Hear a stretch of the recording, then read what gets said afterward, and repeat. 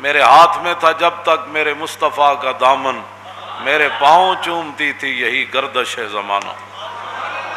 اقبال کہندا سبب اس کا کچھ اور ہی ہے جس کو تو خود سمجھتا ہے کہ زوال بندہ مومن کا بے زری سے نہیں۔ تو حضرت دہیہ کلبی نے وہ خط بصرہ شام کے گورنر کو پہنچایا۔ یہ بخاری شریف کے اندر ہے کہ نبی علیہ الصلوۃ والسلام نے خط جو بھیجا تھا وہ دہیہ کلبی کے پاس دیا اور فرمایا یہ پہنچا دے۔ تو قیصر روم جو ہے وہ حضرت ابو سفیان کہتے ہیں کہ ہم تجارت کے لیے گئے ہوئے تھے، تو قیصر روم کو پتہ چلا کہ مکہ مکرمہ کے بڑے بڑے تاجر اور بڑے بڑے قریشی یہاں آئے ہوئے ہیں، تو انہوں نے بلا لیا ان سب کو پکڑ کے لاؤ۔ کہتے ہیں ہم سب چلے گئے قیصر روم کے پاس، تو اس نے کہا کہ اس بندے کو سب آگے لاؤ جو حضور کے نسب کے زیادہ قریب ہے۔ تو حضرت ابو سفیان فرمانے لگے کہ مجھے آگے کیا گیا۔ کہا کہ آپ حضور کے زیادہ قریب ہیں حضور نسب کے؟ انہوں نے کہا، فرمایا ادھر بیٹھ جاؤ۔ بٹھا دیا۔ فرمایا میرے ساتھ جتنے ساتھی تھے ان کو میری پیٹھ کے پیچھے بٹھا دیا اور کہا کہ اگر یہ حضور کے بارے میں غلط بیانی کریں تو آپ نے مجھے بتانا ہے۔ اس نے پھر رسول اللہ کے بارے میں، یہ بخاری شریف کے اندر موجود ہے، اس نے پھر رسول اللہ کے بارے میں سوالات کیے قیصر روم نے۔ تو اس نے ترجمان بلایا، کہا کہ ان سے یہ پوچھو کہ جنہوں نے یہ دعویٰ کیا ہے ان کا نسب کیسے ہے، کیف نسب فیکم؟ تو کہنے لگے میں نے کہا کہ فینا ذو نسب، اور موت بڑے عالی نسب والے ہیں، بڑے بلند خاندان والے ہیں۔ پھر اس نے کہا کہ ان سے یہ پوچھو کہ آپ کے خاندان میں حضور سے پہلے کبھی کسی نے دعویٰ کیا نبوت کا؟ تو انہوں نے کہا آج تک نہیں کیا، حضور نے دعویٰ کیا۔ پھر اس نے پوچھا کہ کیا ان کے آباء و اجداد کے اندر کوئی پہلے بادشاہ گزرا ہے؟ کہا کہ نہیں، ان کے آباء و اجداد میں کوئی بادشاہ نہیں گزرا۔ پھر اس نے پوچھا کہ ان کے جو متبعین ہیں، ان کی جو پیروی لوگ کر رہے ہیں، وہ ضعفاء ہیں یعنی کمزور لوگ ہیں یا بڑے خاندانوں والے ہیں؟ تو کہا کہ نہیں، ان کی پیروی تو کمزور لوگ کر رہے ہیں۔ پھر پوچھا کہ ان کی تعداد کم ہو رہی ہے یا زیادہ ہو رہی ہے؟ نے کہا نہیں، ان کی تعداد تو بڑھ رہی ہے۔ پھر اس نے پوچھا کہ کیا کوئی بندہ اپنے دین سے ناراض ہو کر کبھی کوئی واپس کفر کی طرف پلٹا؟ انہوں نے کہا نہیں، کبھی بھی کوئی نہیں پلٹا۔ نے کہا کہ آپ نے کبھی ان کے بارے میں اعلان نبوت سے پہلے غلط بیانی کی نسبت کی تھی حضور کی طرف؟ نے کہا نہیں، کبھی بھی نہیں کی۔ ابو سفیان کہتے ہیں میں ایک بات اپنی طرف سے داخل کر سکا کہ صلح حدیبیہ کا معاہدہ ہو چکا ہے، اب دیکھتے ہیں حضور وعدے کی پاسداری کرتے ہیں یا نہیں۔ کہتے ہیں سوائے اس کے میں حضور کے بارے میں وہاں کوئی بات نہیں کر سکتا۔ یہ رسول اللہ کا مقام اور شان ہے، اور اگر آج کوئی ان کے بارے میں بات کرے تو قیصر روم کے سامنے جنہوں نے نہیں مانا، وہی تو فتح مکہ والے دن مسلمان ہوئے نا حضرت ابو سفیان، لیکن ایسے پھر مسلمان ہوئے کہ جاتے ہوئے پھر وہاں حضور غزوہ حنین کے لیے گئے تو ایک آنکھ وہاں دے دی اور دوسری آنکھ جنگ یرموک میں دے دی، تو پھر قیامت تک کو کتا ان کو بھونک نہیں سکتا۔ اور جنگ یرموک میں جب حضرت ابو سفیان نے بات کی تھی نا، سب صحابہ نے کہا کہ حالات اس طرح کے ہیں، تو ہر ایک نے خطبہ دیا، تو حضرت ابو سفیان کہنے لگے اہل اسلام حضر ما ترون، یہ منظر دیکھ رہے ہو ہم کتنے ہیں اور وہ کتنے ہیں، ان کا جنگی ساز و سامان کتنا ہے اور ہمارا کتنا ہے، ہم وطن سے کتنے دور ہیں، ہم ان کے وطن میں لڑنے کے لیے آئے ہیں۔ جب یہ باتیں کی تو صحابہ ظاہر موجود تھے سارے بڑے بڑے، تو فرمایا پریشان ہونے والی بات نہیں، فہذا رسول اللہ، فرمایا حضور بھی جنگ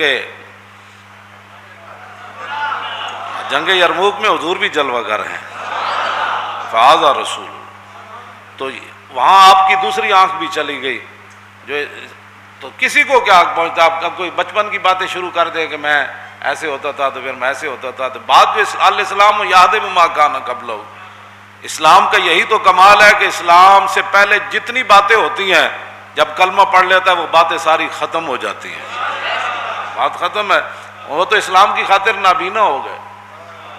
اور پاکستان کے روڈوں پر کوئی کتا ان کو بھونکتا ہے تو وہ تو اپنے آپ کو بھونکتا ہے، اور اس کا کیا تعلق ہے صحابہ سے؟ صحابہ تو جن خاکوں سے گزرے وہ خاک بھی افضل اور اعلی ہے۔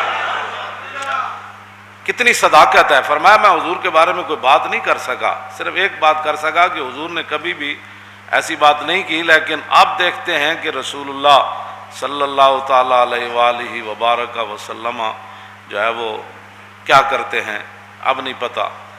تو کہا کہ آپ یہ بتائیں کہ آپ کی ان کے ساتھ جنگ ہوتی رہتی ہے؟ انہوں نے کہا جی بالکل ہوتی رہتی ہے۔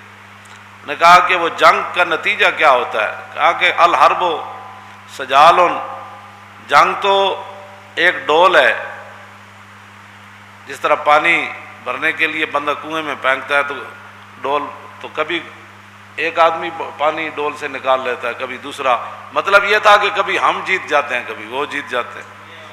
یہ اس نے پھر پوچھا کہ وہ آپ کو حکم کیا دیتے ہیں، کس بات کا؟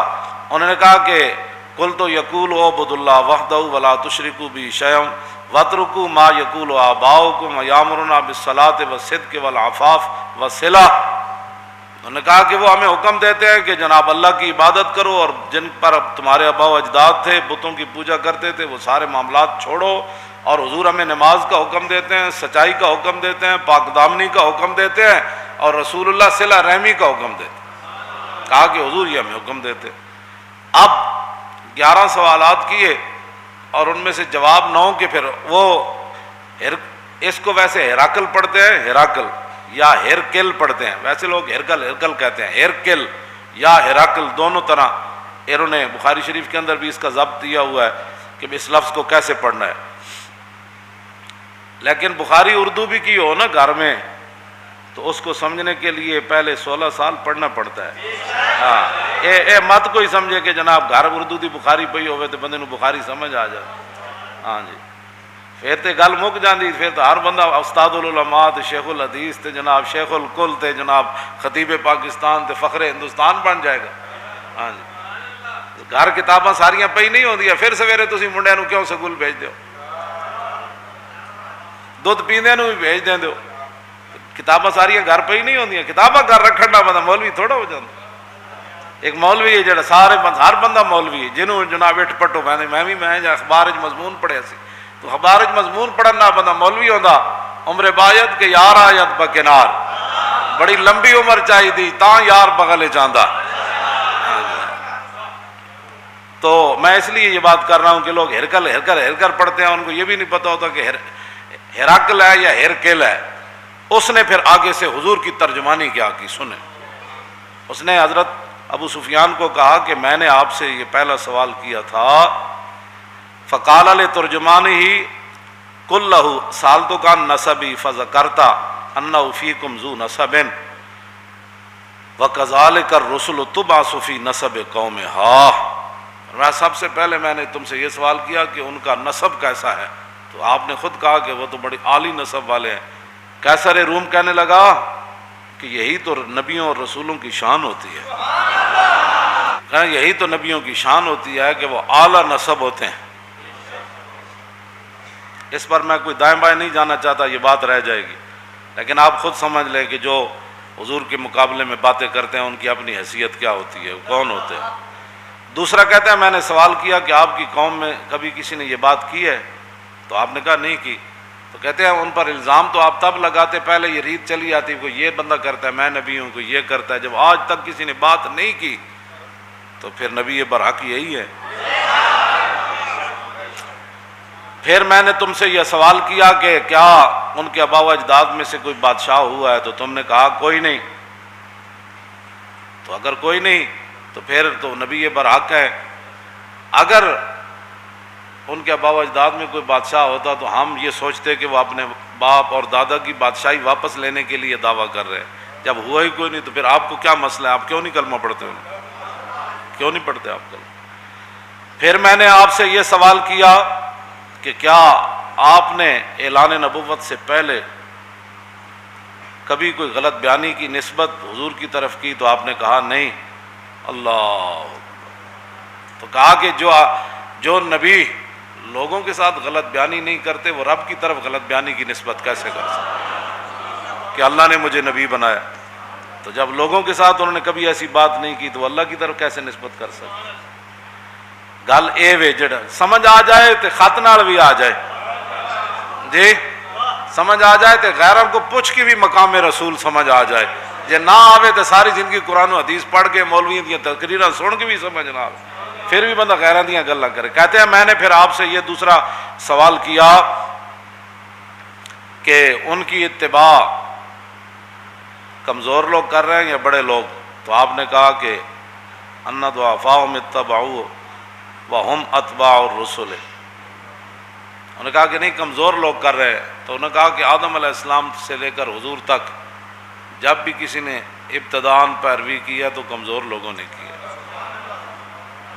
بلکہ یہ تو تانا دیا قوم نوح نے بعد الراج کہ تواڈے غریب تے پست لوگ تواڈی اتباع کر دین، اسی پیسے والے انہاں غریباں نال کیویں بیٹھیے؟ قیصر روم کیوں جی گفتگو کی تھی؟ کہنا میں تیرے کو اے پوچھا تسی اے جواب دیتا، پھر اے پوچھا، پھر نبی ہوندے ہی ہو جائے. پھر کیا انہیں کدی بھی غلط بیانی، انہوں نے کہا نبی کدی بھی غلط بیانیاں نہیں کرتے. پھر کردیا انہوں نے کہا میں تیرے کو پوچھا کہ اج تک کوئی دین نو چھڑیا؟ انہوں نے کہا نہیں. انہوں نے کہا دین ہوندا ہی ہوے جڑا داخل ہو جائے کدی باہر نہیں نکلدا ہوندا. پھر تو میں پوچھا تیرے کو کدی کوئی دین نو چھوڑ کے حضور نو گیا؟ میں کہا ہوتے تو پتھر بن کے بھی کہندے سن حضور حکم تو دیو، ہوتے تو کھجوراں کھا کے بھی کہندے سن حضور حکم تو دیو، گھوڑے سمندر جی سٹ دیاں. آخر تے پتہ کی کہ اسی قیصر روم نے ایتھے تے انگوٹھے چومن تے جھگڑے نا. اور کہن لگا اے جو کچھ میں تہاڈے کول پوچھیا نا تے یاد رکھو، اے میں جتھے بیٹھا فسا یملک موضع قدمیا ہاتین، اے میں جس سلطنت تے بیٹھا نا آج سپر پاور دا بادشاہ، یاد رکھو ابو سفیان ایک وقت آئے گا محمد عربی دے غلام سلطنت تے قبضہ کر لینا. جتھے میں بیٹھا اس جگہ بھی حضور دے غلامہ نے قبضہ کر لینا. اگر گل اے وے جڑی تو دس رہا تے انہاں دے غلامہ نے قبضہ کر لینا، پھر صحابہ قیصر روم دے دروازے تے گھوڑے نہیں جا بتے. یہ انہیں کہ اگلی گل بڑی عجیب ہے. انہیں کہا لو کنت عندہ لغسلت عن قدمے. اے گل پڑھ کے بندہ مست ہو جاندہ، کہندا میں جے حضور کول ہوندا نا تے میں حضور دے